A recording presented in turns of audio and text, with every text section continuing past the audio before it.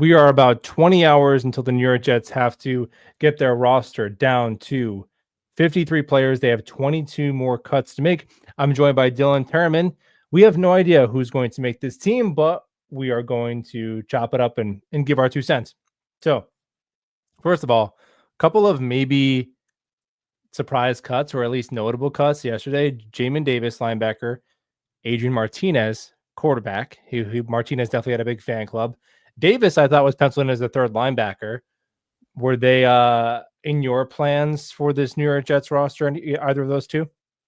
Yeah, Jamin Davis is the first one I was wrong about. He was penciled in as my linebacker 3. He started in base 4-3 against the Packers next to Quincy and Jamie in that first week of preseason, and I chalked it up. He was a lock. I thought that was a pretty easy decision to make when it came down to my 53-man roster. I ended up keeping 5 linebackers. He was linebacker 3 on that list. So I was definitely, I missed the mark with Jamin Davis. I'm sure I'll be wrong on a couple others, but so far my 53 is intact. I didn't have Adrian Martinez making it, so don't, come at me in the chat for that one. I definitely thought Brady Cook showed a little bit more to stick around. Neither of them are going to make this 53, though. Let's be honest. He's going to be on the practice squad, if anything. So I was definitely wrong about Jamin Davis, right about Adrian Martinez so far.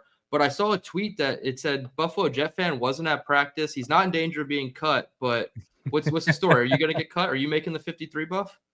Look, I've done everything I can, and now I just got to leave it up to Coach Glenn, and I can hang my hat saying that I've given it my best effort. Yeah, man. Well, I mean, I think I saw your name at a couple of spots like tight end 4 and edge 5. So there's a few spots that there might be yeah, it's like you and Fireman Ed battling it out. So there's a few spots that might be new faces from other teams. But I would say I still would probably say 2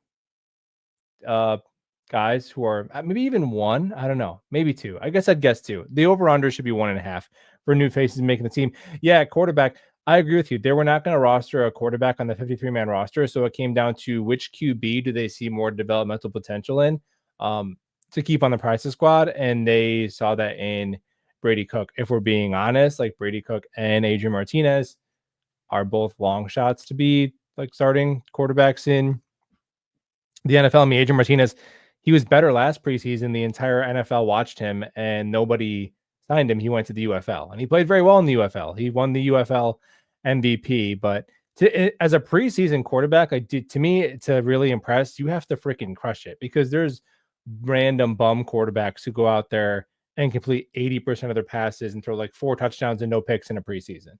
Like the Ben DiNucci's of the world can do that. So it's, I don't think Brady Cook versus Adrian Martinez is really that big of a deal. They just went with the younger guy who they probably think has a little bit more arm talent and wasn't just getting his plays on like improvisational sandlot ability, which Martinez is pretty good at. Like, if I had to win a game tomorrow and bet my life on it, I'd probably rather have Martinez quarterback it than Cook, but I don't think it's that consequential of a thing. I truly think if it comes down to it and they have to play a third quarterback, they're probably calling up Snoop Huntley or someone like that anyway. So, but that was the first one, first domino. Neither Cook or Martinez should be playing any meaningful snaps in the NFL this season. Obviously, all hell would have to break loose and then some for that to be the case. And yeah, if the Justin Fields and Tyrod Taylor both go down with injuries, they're going to sign a street free agent quarterback instead of playing Brady Cook or Adrian Martinez. But to your point, yeah, I think Martinez, he might fit this, like the scheme a little bit better, where it's like a little bit more of a mobile quarterback. He's able to get outside the pocket a little bit, but it was all improvising it on, Friday, I guess, against the Eagles. It was like a lot of improvisation where he's gaining a lot of his yards, where Brady Cook, he's playing with timing inside the pocket. He had, that corner route to, was it Skinner or Brandon Smith, whoever on that left side, that anticipatory corner route, none of the quarterbacks in Jets camp showed any signs of that all year. So for Brady Cook to do that in that 2-minute drive situation, I think it kind of encapsulated what his growth has been since he entered camp. And many of the beat writers were like, I don't understand why this guy's even here. Like, this guy's not an NFL ready quarterback. And now all of a sudden he's ascended up to this level where, yes, he's worth keeping around on the practice squad, but I'm not going to go buy a Brady Cook jersey and say we need to start him over Justin Fields or even be the long-term backup instead of Tyrod Taylor. I think how they have it is how it's supposed to be, right? You got to look at these lenses. He's a quarterback 3. maybe a quarterback 4. So Mm. let's look at it through that lens. And yeah, he did very well at that spot as a quarterback 3 or quarterback 4.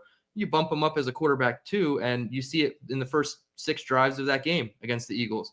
2 3-and-outs, 4-play drives, 5-play drives, a 3-play drive, no points. And then they finally put together that 2-minute drive. So we need to stop, saying that these guys are NFL ready quarterbacks when Brady Cook has a long way to go to develop. And if he can be your developmental long-term backup when Tyrod Taylor retires, potentially next year even, that would be a fantastic overachievement for his expectation. Yeah, absolutely. You take that all day. I mean, Kyle McCord was waived, but he looked like absolute cheeks against us. So he might just be like Brady Cook in a North Face. I don't know. I don't really know if it's worth making the swap there. So let's just get right to the dudes with fan clubs. Let's get into it, man. So I'm gonna give you a name. You tell me, are they on the 53 or off the 53, and tell me why. Let's start with Skinner, because Skinner is going to be the one. If he is released, people's mental health will suffer. It will not be pretty. There will be crash outs over Quentin Skinner on social media tomorrow. Like that's just a guarantee. And crash out I would say no. Crash out is it's a Zoomer term that I like. A lot of their words, I'm like, I don't like this. I don't like aura. I don't like a lot. But Riz. crash out, yeah, Riz, I cannot. But crash out is very accurately describes what it is. Like it's a crash out. Like it's great. It's a great term. So there will be crash outs, but Skinner's not on the team. Why don't you think he is? I don't think he's on our team. Maybe, somebody picks him up and puts him on maybe their practice squad, or we get him back on our practice squad. There's too many bodies in the room. Allen Lazard spoke today and said that he's going to be healthy and on track for week 1. So if they don't outright cut him, which it looks like they're not going to do, it doesn't look like IR is necessarily the path for him right now. So it's going to be hard for guys like Brandon Smith, Jamal Pritchett, and Quentin Skinner. And if I'm being honest, Buffalo, he would be the third of those 3, right? I would put it in that order. I would want Brandon Smith as the 1-to-1 Lazard replacement. I would want Jamal Pritchett as the upside on special teams and the Xavier Gibson replacement. And then you have Quentin Skinner, who, although he did have some really nice catches, and it was actually deemed the best play of the Jets preseason, the NFL did like their own like montage, every team's best play of the preseason. It was the Quentin Skinner touchdown catch.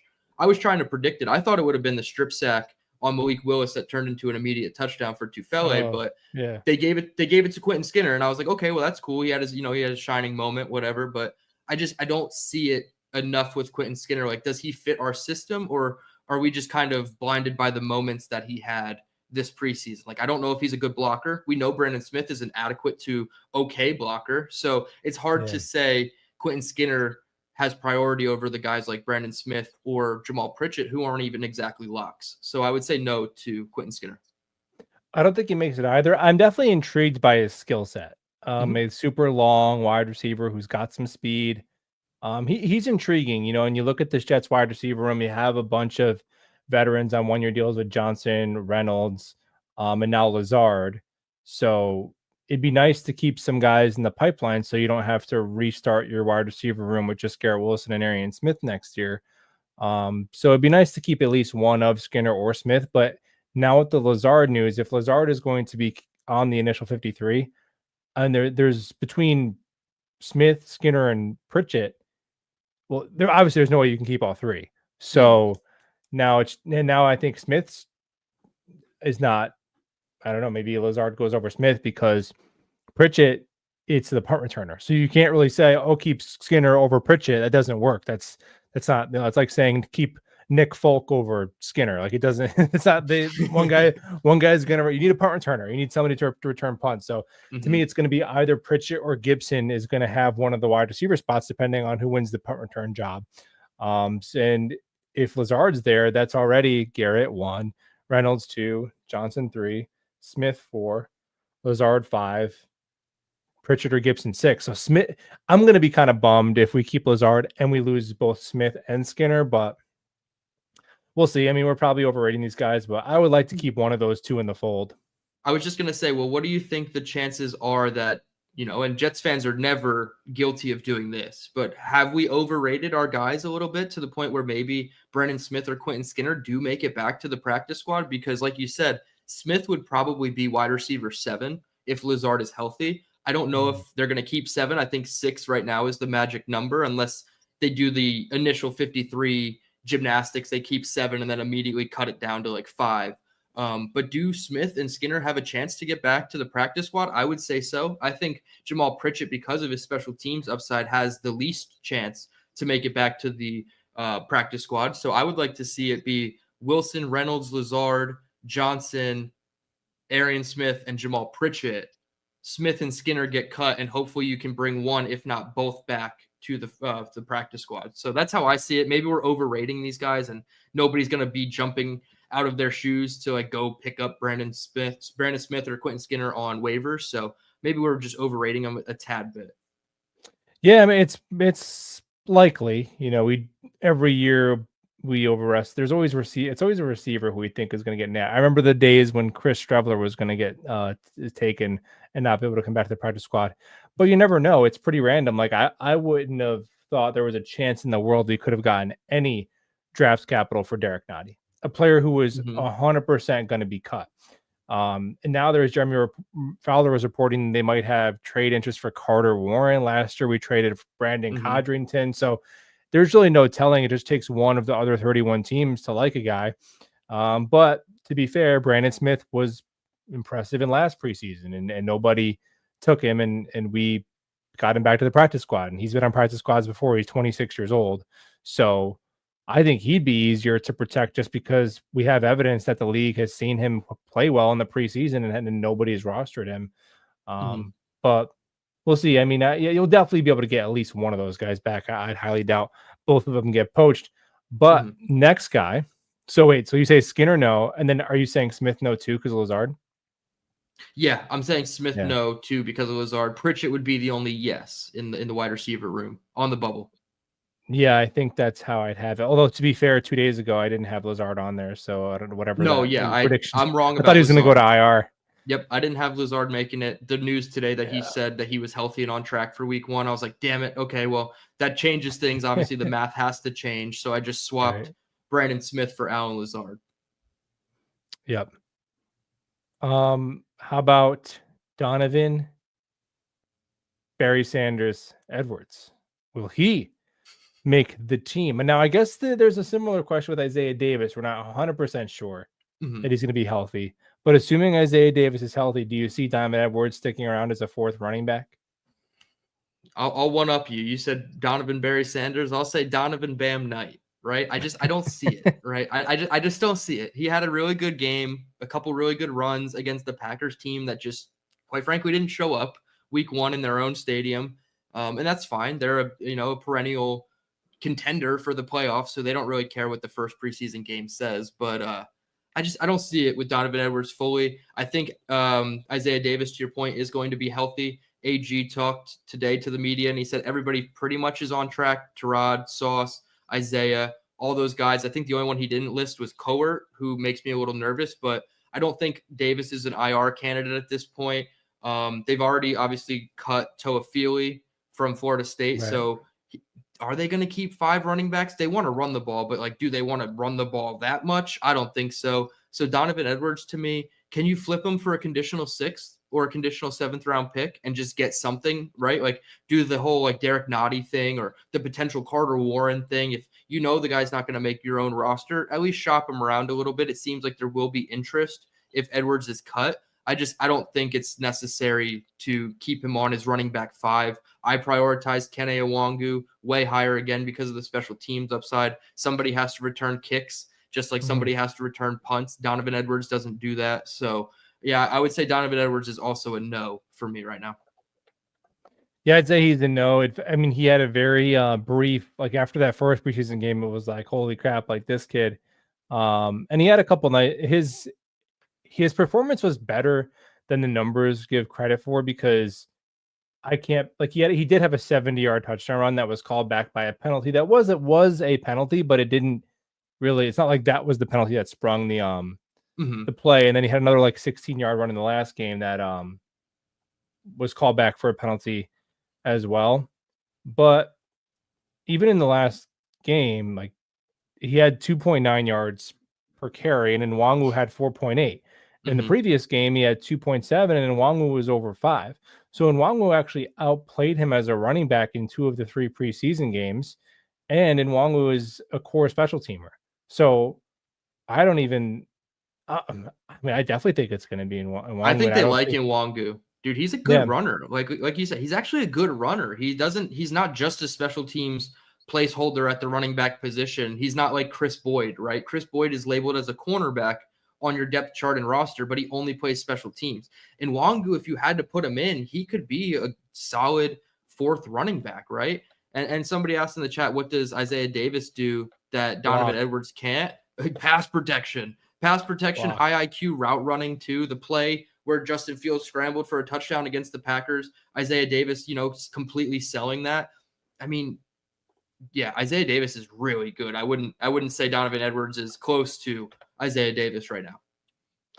Yeah, I mean, I don't know, and we'll see. I don't have that much of a hot take between the two, but Isaiah Davis is pretty clear that he's probably making the team. So I don't think that's Nwangwu's competition. Who knows? So I thought Jamin Davis was making the team, but we have to go by some assumptions to try and parse through this, But yeah, and it's not for lack of, Davis is just a lot bigger than Edwards. So I think there was a couple of moments where Edwards, like, he had good effort in pass pro. It's tough. It's just a lot easier if you're 225. Like, I don't know what their listed weights are different, but I have eyes. Like, Isaiah Davis is a lot bigger than Donovan Edwards. So yeah. Sure. And Davis had some nice moments last year. I think he's definitely got he plays with good strength too. Like for what he is, he plays with really good strength, and that shows up in pass protection, shows up in the bruising. I know we like to joke on this podcast, like, if you need 9 yards on 3rd and 17, Isaiah Davis is your guy. Like, if you just need shotgun draw, baby, just put Isaiah Davis 8 yards on 3rd and 15, babe. He'll eat it up and give you room to punt. But yeah, I mean, I do think that Isaiah Davis right now is way better than Edwards. He had some nice moments in the passing game too, in a limited sample last year as well. Isaiah Davis. He was playing with Rodgers quite a bit last year for sure.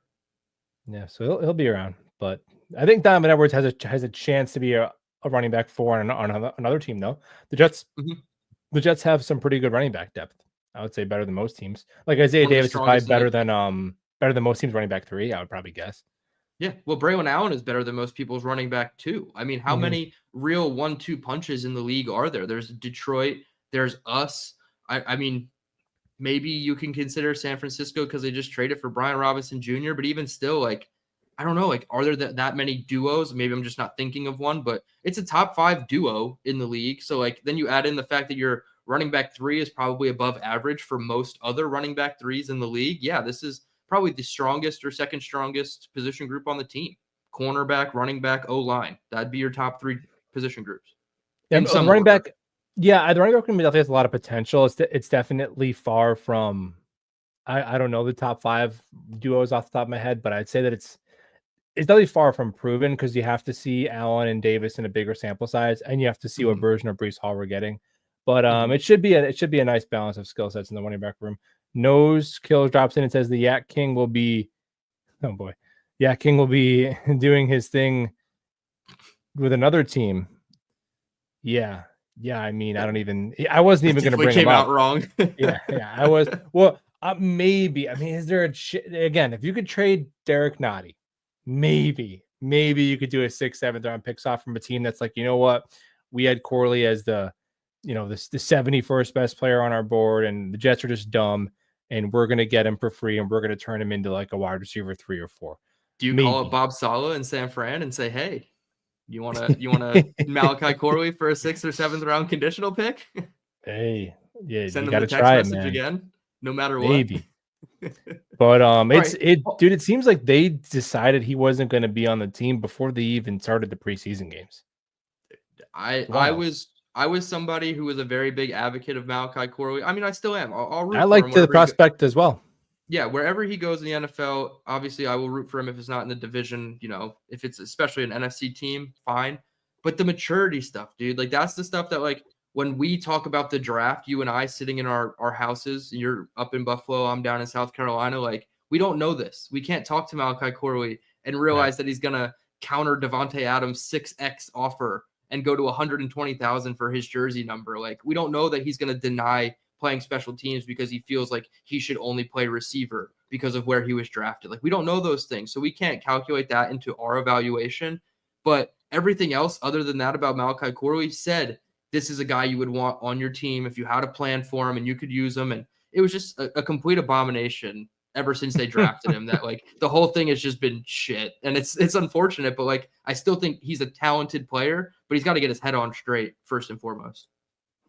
Yeah, there was somebody cut it up, but Connor Hughes and Zach Rosenblatt were discussing this. I've also I think there's going to be more reporting to that. I'll just leave it at that. I don't. When he's gone, there's more stories. Yeah, and I don't. It's tough. You don't want to like because that's part of it is too. Like it could be former failed coaches trying to save face and throw dirt on like a 22-year-old kid. So I don't want to give it too much. You take it with a grain of salt, right? Because there's two sides to every story. But it does.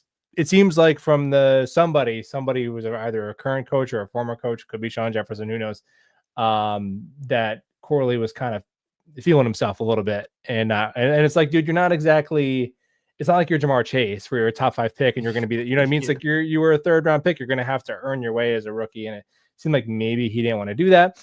And then the fact that a new coaching staff got to know him quickly and then had no plans for him right away. It was like, okay, maybe that was the case, but he was the kind of player that you were going to have to do some Cordero Patterson, Laviska Chanel thing. You're going to have to do some of that. It was going to take some creativity.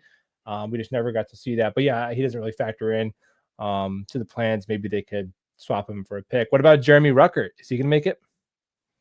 Oh, dude. So he's a tough one. I predicted that he would be on the roster, but it's more of just like a placeholder for a name that I haven't come up with yet, right? I have the NFL tracker for all the cuts, and I'm looking to see who's cutting any tight ends of note.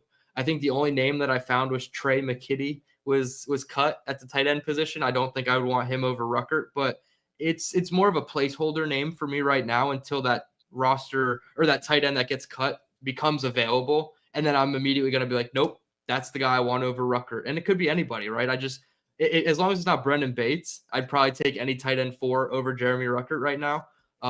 So yeah, it's tough. I don't want to compete at the position anymore for tight end 4. I think my skill set is more towards the perimeter, toward wide receiver. So I don't want to be competing for tight end 4, but I think I could catch those passes, right? That Ruckert dropped and became interceptions in practice. Like I can whiff on blocks too and just fall face first into the turf. Like I watched Jeremy Ruckert's film. I can do those things if they need me to, coach. But no, I don't think Zach Jeremy Kuntz Ruckert, is even worse, man. Zach Kuntz, oh my gosh, dude. He put on some of his blocks, man. If your job is on the line and you have a catch over the middle and you breadbasket that thing instead of catching it like a true NFL type wide receiver and you drop it, like come on, man. Like just try one time. One time for me, Zach, please. But no.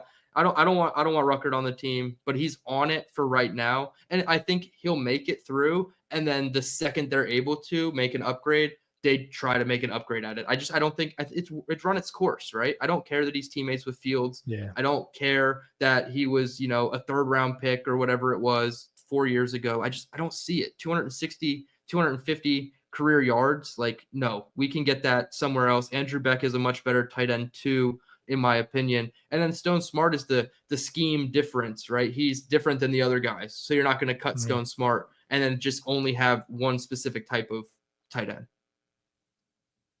No, so yeah, I'm similar to you. I think it's either Rucker or a new human because I think they're going to keep a 4th body there. I think it would be surprising if they're going to ask Beck to play tight end and play fullback and play special teams and then just have Stone Smart. And that's leaving you a little bit light in your blocking for a team that figures to go heavy quite often. So I think there'll be a 4th human in that room. And right now it's just Ruckert till it's not because Neil Johnson and Zach Kuntz aren't going to make it. So it's either Ruckert or a face. Ruckert is competing with guys who are being waived. He's not competing with guys who are currently on the Jets. So we shall see. But what do you think about Beck? Do they do the roster gymnastics thing, like the Bawden 2.0 with Beck? Like, I feel like Beck is somebody who would probably get poached, but they'd have to do the whole, hey, we're going to cut you, but we want to bring you back, so please don't go anywhere.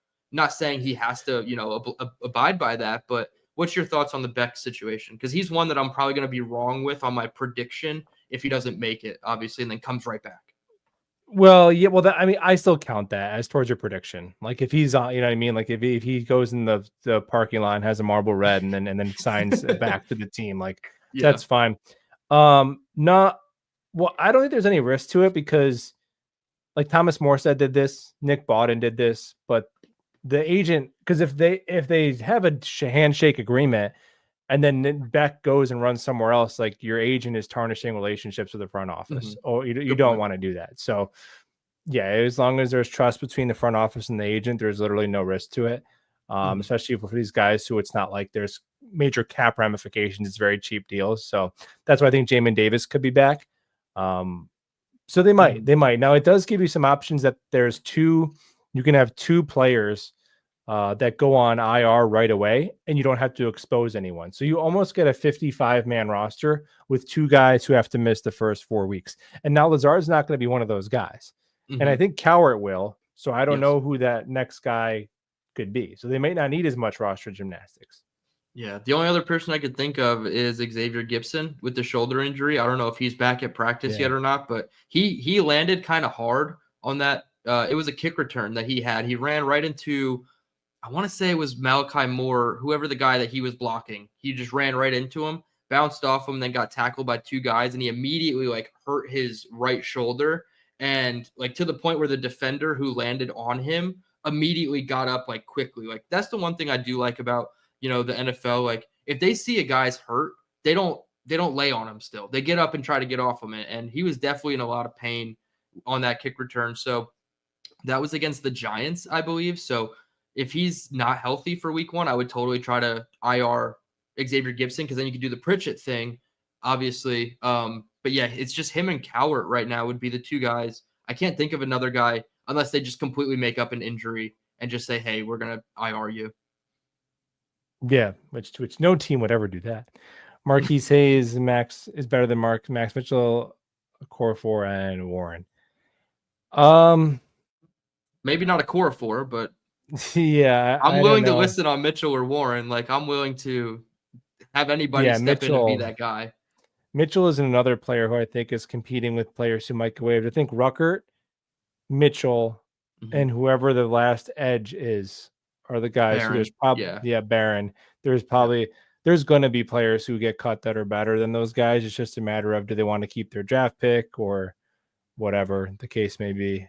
I don't know. Maybe offensive linemen will be hard to find at cut down day. I'm sure there's going to be a couple, but like your point about edge, like there's still good guys, street free agents that are better than Tyler Barron, in my opinion. So like you could definitely find upgrades, but yeah, offensive line would be tough. Marquise Hayes was like one of the late additions to the offensive line too. So I wonder if they like what they've seen from him. He hasn't obviously been cut yet. What did they only cut 2 offensive linemen so far? Yeah, Samuel Jackson and Liam Fortadell, the center, the third center, I guess technically, are the only offensive linemen cut. So I think they're trying to hold on to every offensive lineman till the last minute. So perhaps, but I thought he played more guard than tackle. Maybe he played a little bit of right tackle at the end of the games, but I thought he was in at guard. Yeah, I thought he was an interior offensive lineman as well. Samuel Jackson was in at left tackle, and he had a kind of a tough go of it.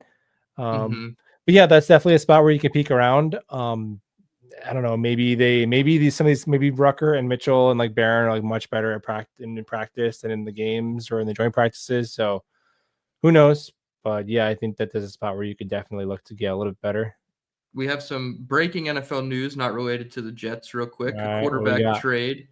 The Raiders are trading for Browns quarterback Kenny Pickett for a 2026 5th-round pick. I guess Aiden O'Connell got hurt. Yeah. Well, that makes sense. The Browns had like 7 quarterbacks on their roster. Ridiculous. It's truly incredible how many. They still have Snoop Huntley too. So yeah, I think they're down to 5. They got rid of Snoop. Snoop is gone now. Oh, they cut him already? Okay. So it's Flacco. It's Flacco, and then you got Gabriel and Shadur. Yep. So that's not bad. That's probably the 3 they're going to carry then. Yeah. It's a more normal looking room now. It was looking sketchy with 6 quarterbacks in the room. You know what's weird? I was looking on Twitter after Shador's preseason game, and nobody had like a really strong opinion on it either way, which I found surprising. Shedeur Sanders I'm being sarcastic. game. No, I know you're being sarcastic. I was so confused. I'm like, hold on a second. You I can't was have a like, game oh, where you have 5 okay. sacks and 3 completions and people aren't talking Yeah. about it. I like. Yeah, I was like, oh man, that was tough because he looked pretty good in the first one, but Yeah, yeah, he's it's gonna being be a rookie. Like that's the thing he's I a don't fifth round understand is rookie. he's being a rookie, guys. And okay, the one thing that and it was pointed out a couple times by some people on socials, the fact that Ooh. somebody released somebody. Okay. The fact that Shedeur drifted back in the pocket and Dylan Gabriel stepped up into the pocket. Obviously, the pass is, whatever. Like Yeah. Dylan Gabriel's not a perfectly good passer either, but when you can step up into an NFL pocket instead of drifting back and losing 24 yards on a sack, like it's going to look a lot different. So I think Dylan Gabriel deserves to be the second string over Shedeur. Yeah, I mean they drafted him earlier, so it kind of makes sense that they would kind of give him the Right. shot first. I don't see anybody that the Jets released. Yeah, I don't know what. Yeah. The Jets are not trading for Sanders. That's not like maybe if Stefanski eventually gets fired next year and it's a new regime, maybe he'll be on the block, but he's gonna be a Brown. And there's a team Sure. in the UFL or XFL or whatever that has the exclusive rights to him if he leaves the NFL. Like if he gets cut, he has the option to go play for that team that has his rights in that secondary league. Really? Yeah, I read that like a couple weeks ago, like when the camp like first started. Like somebody has the rights to him where if like he doesn't make it, because that was the whole thing. It was like the Browns are gonna cut him. They didn't even want him in the first place. We saw the draft, the war room view of it. They were just golf clapping. Nobody was standing in their seats after they just took a quarterback. If anybody in that room felt like Shedeur Sanders was going to be the future of the Cleveland Browns, they would have been standing up clapping a lot harder than that. They didn't do a good job of selling it. Well, that's how the Jets war room looked when the Jets clearly wanted Broderick Jones, but they ended up getting lucky because Will McDonald is better. But yeah, they definitely that was not how they were hoping that draft pick would go. And they were trying to trade out desperately. Their war room looked like all their dogs ran away. But Will McDonald ended up being good at football. So it's all good. Imagine that. Sauce getting more than one pick this year. I would say 2. I would say 3. Yeah, I'll say 3. I think there's going to be situations where he's playing the team's number 1 wide receiver, like week 1, DK Metcalf. Even if Sauce is shadowing DK Metcalf, Rodgers is still going to have to throw to DK. Like he just doesn't have enough horses to not throw to DK at all. Like so Sauce could get the opportunity to get picks just based on the shadowing potential. Yeah, if they do that, because guys are going to go to their number 1 at some point for sure. I hope that Glenn and Wilkes are a little bit more willing to do that, especially after you gave Sauce, the big money. And now I think the gap between corner 1 and 2 is bigger because I do think DJ Reed is better than Brandon Stevens. So you definitely want to do that if you can. I'm seeing some clips of Malachi Moore in the run game, and he looked pretty good, but Jamin Davis is getting washed on a lot of these plays. Yeah. When Malachi Moore gets it right, pre-snap anticipation and play recognition, he's very good. But when he's wrong, and that happened a lot in the first game, you saw the bad angles and the bad tackle attempts. The improvement that he's shown on film from weeks 1 to 3 is night and day. And he even spoke to Janae Coakley of SNY and was like, the game slowed down for me a ton after the first 2 preseason games. He did have that one bad missed tackle, but dude, he had so many better plays in that third game alone that I'm really excited for Malachi Moore. I did look up Shedeur Sanders because I wanted to get it right because I know people in the comments are going to freak out if I'm wrong about this. The CFL has the exclusive negotiating rights to Shedeur and Shiloh Sanders, meaning if he ever decides to play in Canada, he must negotiate with the Argonauts first. That's hilarious. Yeah, so they basically have the backup plan. Like if that shit doesn't work here, we'll come take you up north and you'll be drinking maple syrup on the sideline instead of Gatorade. But that might be a path. Like if it doesn't work out for him, that might be a path. A lot of people use those leagues to get back into the NFL. Adrian Martinez will be. Adrian Martinez just needs to simmer in the UFL for like 3 more years, and then he will come and save the Jets. When as a spry 30-and-a-half-year-old quarterback, he'll come in and be the guy. Yes, He will save us, but not until we're ready for him. He's ready for us, but we're not. Whatever how the Batman saying goes. Mm-hmm. Oh yeah, Jacoby Myers. Mm-hmm. That's your guy. Oh, dude, I love him. I don't see that. Well, first of all, it's always like how often do the trade requests result in trades? So number one, he's still most likely a Raider because who is there? They signed the hologram of Amari Cooper, who, by the way, guys, it was reported that Amari Cooper was interested in going to the Raiders in last April. He didn't want to do training camp or go in the preseason. That probably has been handshook on for a while. So I don't even know if it's related to the Myers thing. I don't think so either. It's like the offensive Jadeveon Clowney. Yeah. He just doesn't want to be there. He's an independent mercenary contractor at his position. He doesn't need to prove to you anything in July and August. So yeah, might as well wait it out, train on my own, and be ready for a team that wants me. Yeah. Although actually he's actually Mark Cooper is younger than I thought. I thought he was like 33. He's like 30. He's like 30 or 31, I think. I thought he was a little older than that. He was like he's been in the league for like 15 years. It does. He's been in the league a long time, it feels like. This is from Diana Rossini, our favorite reporter. She tweeted out today that the Raiders, Steelers, Vikings, and Jets continue to scour the veteran wide receiver market ahead of cutdown day. Okay, and Myers is available. Now, I don't think the Jets are going to trade for, even if he is traded, are the Jets going to trade a decent amount of draft capital and pay, like, dude, Jacoby Myers, if the Raiders were offering him $15 million, like if he was willing to play for $15 million a year, that check would have been cut. So we're talking, we're talking probably 20 million, close to it a year, a couple of mid-round picks probably for Myers. So that's probably going to be the cost. Now the fit, I think he's phenomenal. He doesn't drop anything. He's gone 144 targets without a drop. Remember when Alan Lazard dropped 4 passes in London? One game. Of course. Against the Vikings, 4 passes. You'd have to go to his last 33 games, Myers, to have 4 drops. Alan Lazard can give you that in one game. So if you bring in Myers, obviously Lazard goes away. And then now all of a sudden, your skill position unit is actually pretty freaking good because everyone gets bumped down into their proper spots. Now it's like, oh, Mason Taylor is like your 3rd pass catcher and Breece Hall is your 4th. And then the guys like whatever, Arian Smith is your 5th. Yeah, Tyler Johnson as wide receiver 4 feels a lot better than wide receiver 3. Right. And just the amount of the volume, like the targets between it'll be Garrett, Taylor, Myers, Breece, and then the rest of the pass catchers are getting just the scraps. Now, can this Jets offense as currently constructed support like 2 high volume? Like Myers and Garrett Wilson are not both going to get 1,000 yards. So I don't know how much the Jets would value that position, but if they're going to do it, the way I view the wide receiver 2 thing, if you're going to do it, go get a clear cut. This is a wide receiver 2 that could be here for at least 3 years because he's going to be 29. So it's pretty close. He's right on the edge of that, but he's played in at least 15 games every year of his career.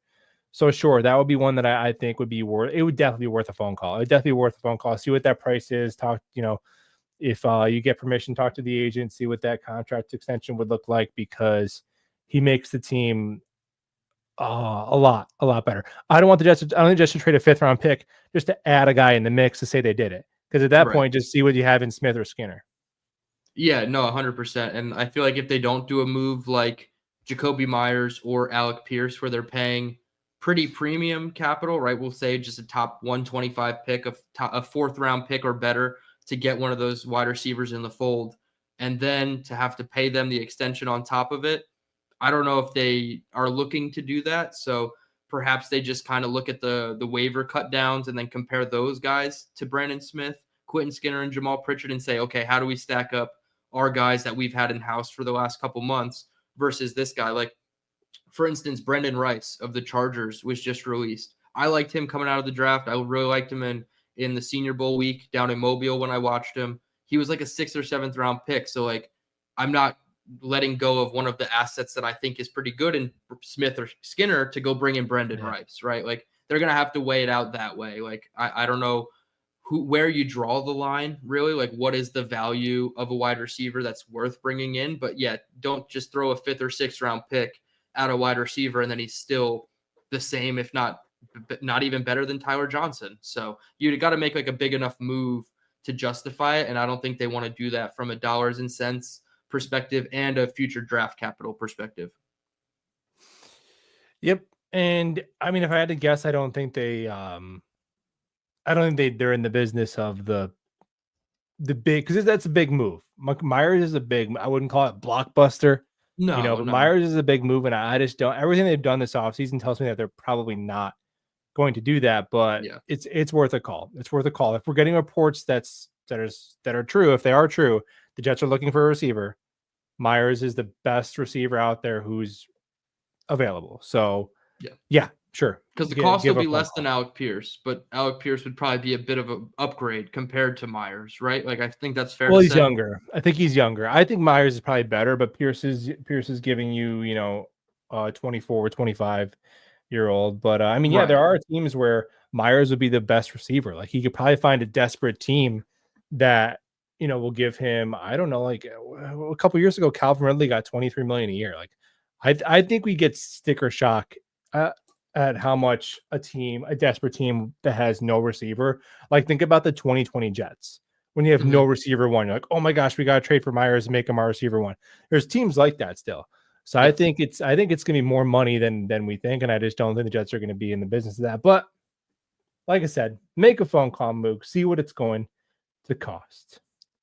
What about Hunter Renfrow? We just got that chat question. Yeah, man. What about Michael Nania?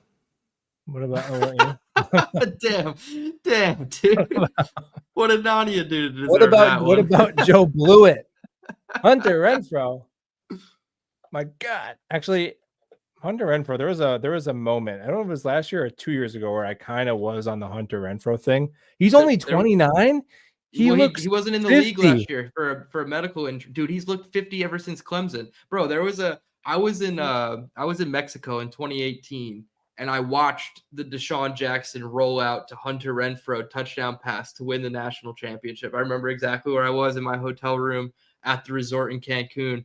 I thought those guys were going to be the absolute shit. Hunter Renfrow, dude, and then he comes in and he looks like, the agent's little brother, right? And he's like balding by the time he's 23, 24. So yeah, he's only 29. He has a year off of football. So Is he in a camp right now? he's in Carolina right now.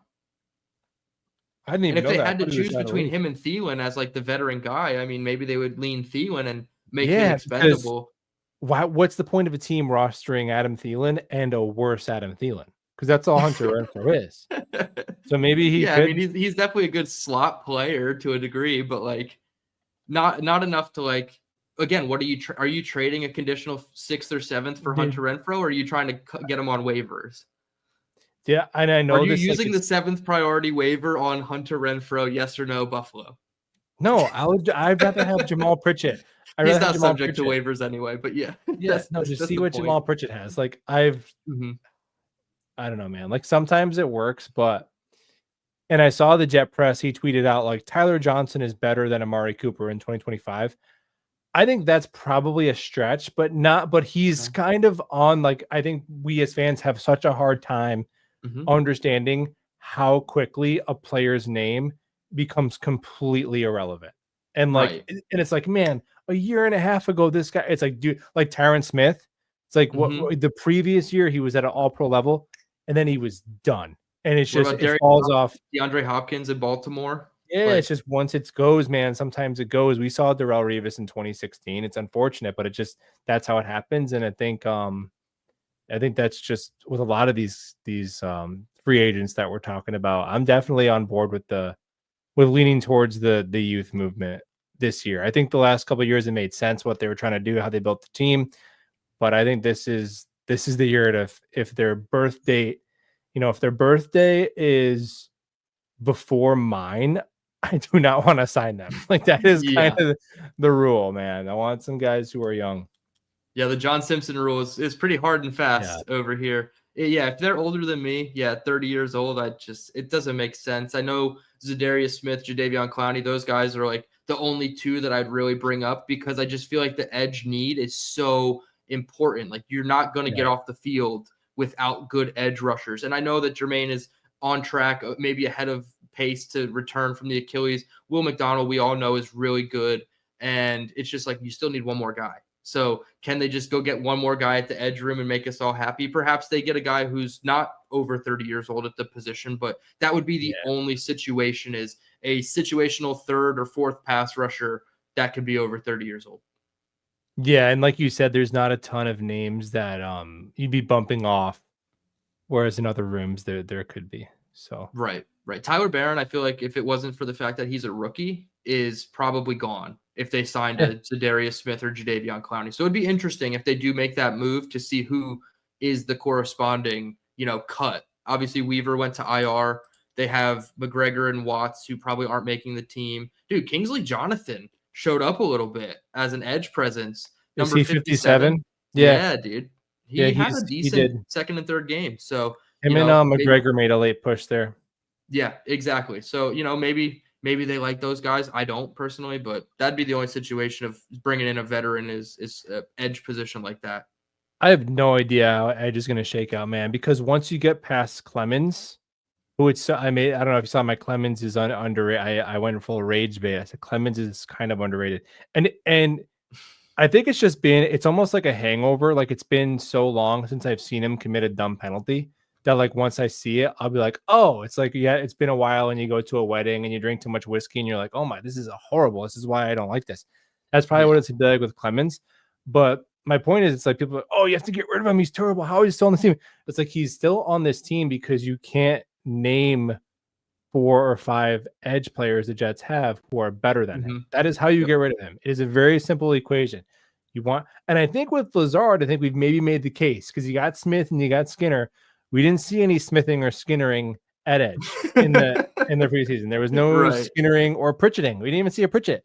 So that's just the reality. He didn't even suit up, man. He's a lock to make the team. So obviously, coaches see something in him. I loved your line. It was like, because he's less bad than Watts, McGregor, and Jonathan. Like, that's why. It's because he's less bad. And like, unfortunately, they could all be bad, but like, we have to keep one of the bad guys. Like, it's like when we chose our mid this offseason, right? It was when we chose our mid. Now we just got to choose our bad at edge. It's going to be Clemens, Watts, McGregor, or Barron. It's going to be bad. Yeah. And even Rucker, he's better than Kuntz and Johnson, but I think you could get somebody better off the waiver wire 100%. Too. So like there's just, that's how it kind of goes. But after Clemens, I have no idea, dude. They could keep 4, they could keep 5, they could keep Watson, Barron, they could keep McGregor and Kingsley, they could keep guys from other teams. I have no idea how it's going to go. I think that I kind of hope that they keep McGregor, and I know he's hot and cold, man, because his bad reps, it's like, dude, it looks like he's never played football before in his life. Like, he's falling on the floor, he's getting washed out in run plays. But then the last game, he had 6 pressures and a sack in one game. Like, that is a lot of production. Now, obviously, it's against backups, but he would be making the team as a backup. So it seems like each summer McGregor's kind of been written off, and then like the last 2 preseason games, he's like flashes some potential. So he's the only one out of Watson, Barron, and even like the Kingsleys and on down to Michael Fletcher, who I think they got released. McGregor is the only one who's shown a little bit of pass rush potential. Yeah, no, that's kind of how I feel. Kingsley Jonathan, again, to me, he had that 1 sack on Jackson Dart. He had a couple other pressures in that game against the Giants specifically, but I didn't love everything I saw from him, obviously. But like you said, they're backups, and they need to, be looked at through that lens. Like, nobody's putting McGregor opposite Will McDonald on the first third down of the season, right? We can't talk about it at that level yet. But yeah, it does. Edge is a bit of a concern, right? Because after Clemens, it's like, you don't bring in a free agent, you're starting guys that are going to be bad, or like rotational guys are going to be really bad at that edge spot. I don't think it's going to be as much of a rotation as Saleh did, but you can't have Will McDonald and Jermaine Johnson out there 100% of the snaps. It's just unrealistic. Somebody's going to have to come in and spell those guys. So even if you're talking about 28% of the snaps, somebody has to come in there and play it well. And I don't think McGregor, Watts, or even Kingsley Jonathan has shown enough to do it. So go get a veteran or a cut down guy, and that can probably boost the room just a little bit. Yeah. And even like, I think you could look at players who are waived, like that dude Jackson from LA, who was waived, who was like a 4th round pick last year. Yes. So then you're getting, you're still getting a younger player. Like, I don't care. Like, okay, pretend you took him in the 5th round and cut Barron. Like, and maybe Barron will be okay. I'm just using it as an example. Like, you Right. can't be married. You can't be married to it, one way or the other. Like, just go get the upgrade in talent. A lot of people act like we will only throw the ball 15 times a game. Philly throws the ball enough for Devontae. I mean, hey man, like, well, Jalen Hurts has had over 3,700 yards like multiple times in his career, and that's over 1,000 more yards than Fields' career high. So obviously, Fields, we'll see what the offense looks like, but I would wager that a high end second passing weapon is definitely much more valuable to other teams than the Jets. Like, Joe Burrow is going to use his second receiver more than Justin Fields. Like, I think it's okay to say that. It doesn't mean you can't use another pass catcher, but you have to just kind of keep that in mind. Yeah, I think not the LaFleur's, but like the Shanahan tree when it comes to like McVay and like those guys, they like more wide receivers. Kyle Shanahan himself doesn't necessarily utilize wide receivers, but Tanner Engstrand we're seeing is a very different offensive mind than those guys. Not to say he's a bad one compared to them, but it's different. And I don't think they rely on a true wide receiver 2 when you can have a good running back 1, a good tight end 1, a very good wide receiver 1, and then solid like running back 2s, those types of things. Like the top 6 pass catchers, there's going to be a drop off after the top 3, but the top 6 are still going to be okay, right? Like Braylon Allen's probably a top 6 pass catcher in this offense, or just like total all-purpose yards type of guy. He's probably top 6, which doesn't sound great, but on other offenses, they would be loving for Braylon Allen to have a top 6 type of output as running back 2. Yeah, I think that's definitely a fair way to look at it. And who knows? Maybe it'll be Arian Smith. Maybe Arian Smith will pop and be a player who can get you 500-600 yards. It's teams have done that. It's not against the rules. Who else can see the Jets being down 24-0 at halftime and the Steelers game being booed off the field? Well, it seems like you're looking forward to that based on your other comments, Michael. But it's definitely possible, of course. I mean, I'm going to the year with no expectations. Like, the thing is, it can't be worse. It cannot be a worse expectations to result ratio than last year.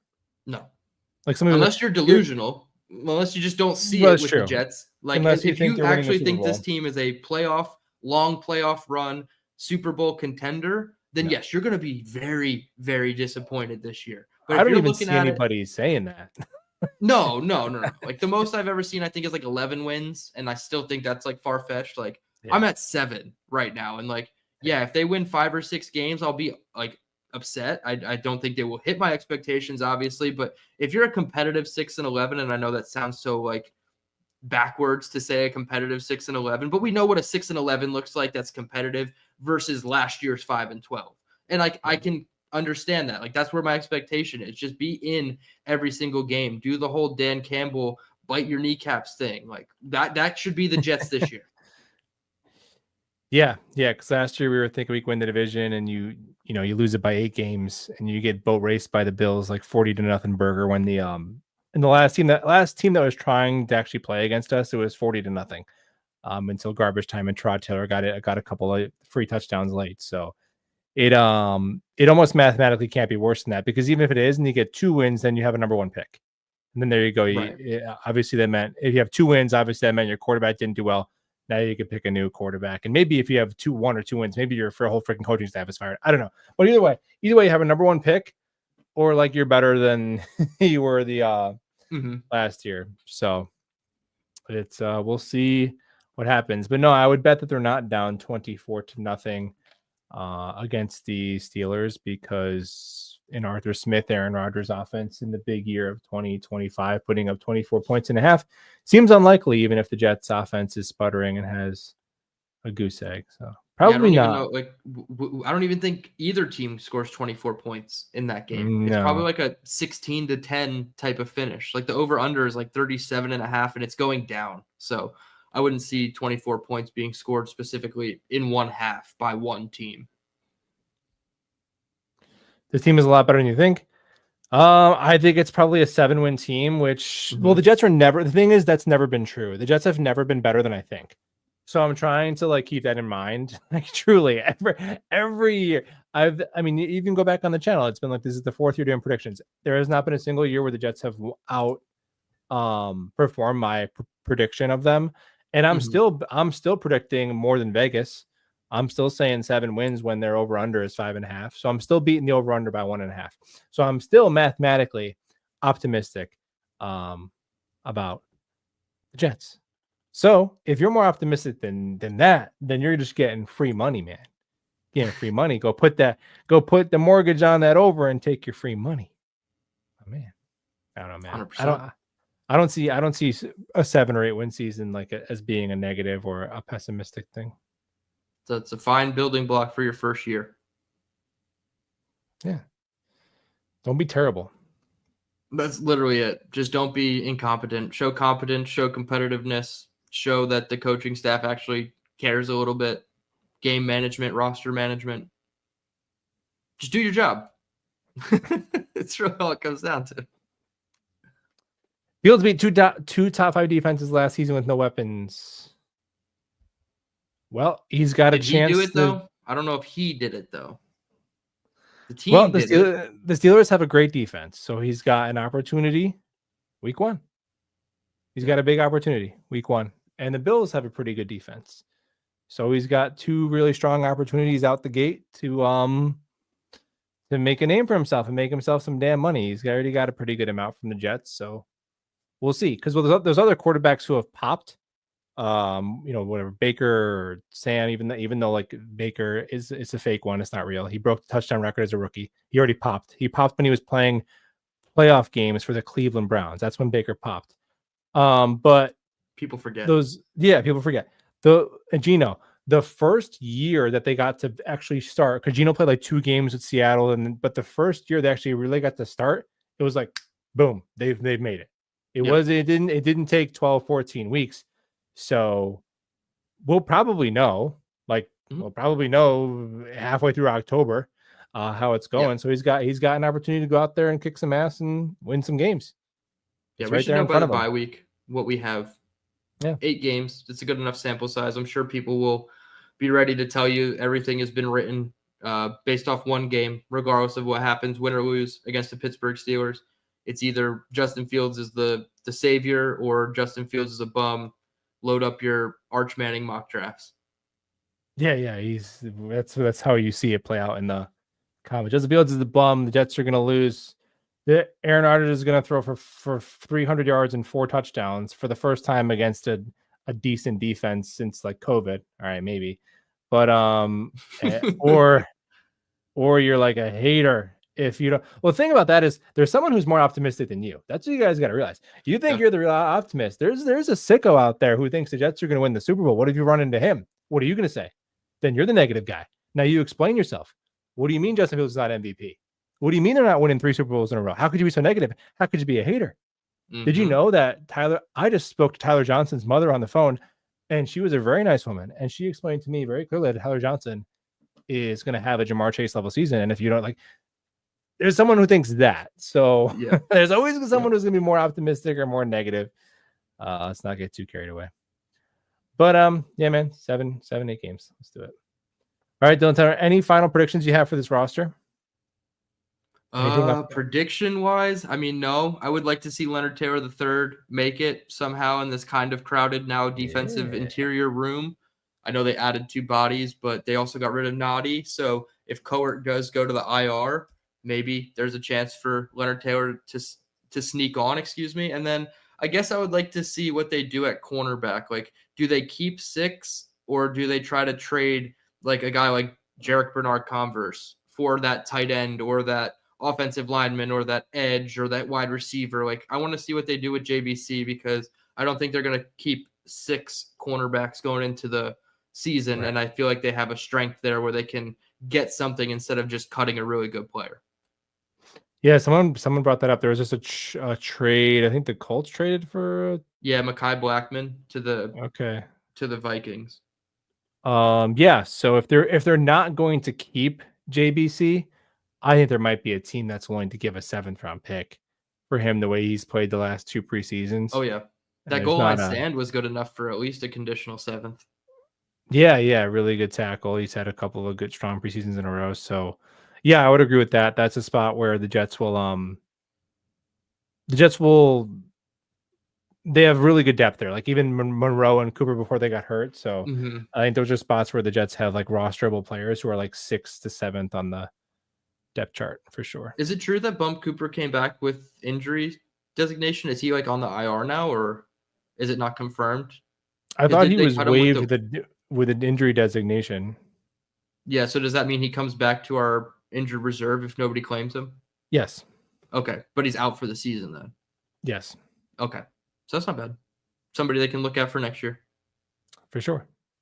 All right, but that's Dylan Terman. Check him out on his own YouTube channel at Dylan Terman. Is that just what it's called, right? Dylan Terman? Yeah, it's just my full name as you see it right here Okay. at Dylan Terman. Did a film breakdown. Justin Fields yesterday against the Giants.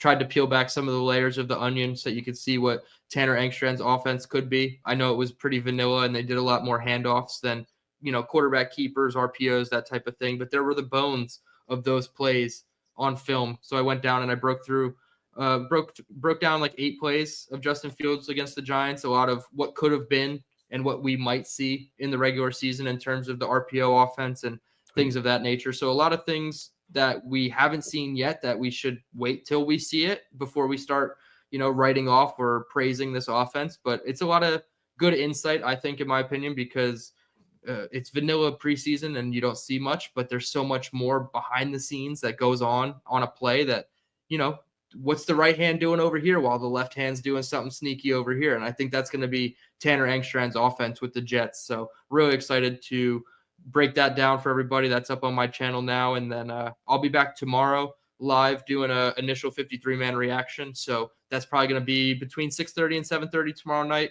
I usually go on for about an hour. So hope to see everybody there when I go live. Sweet. Thank you guys for hanging out, and we will talk Jets soon.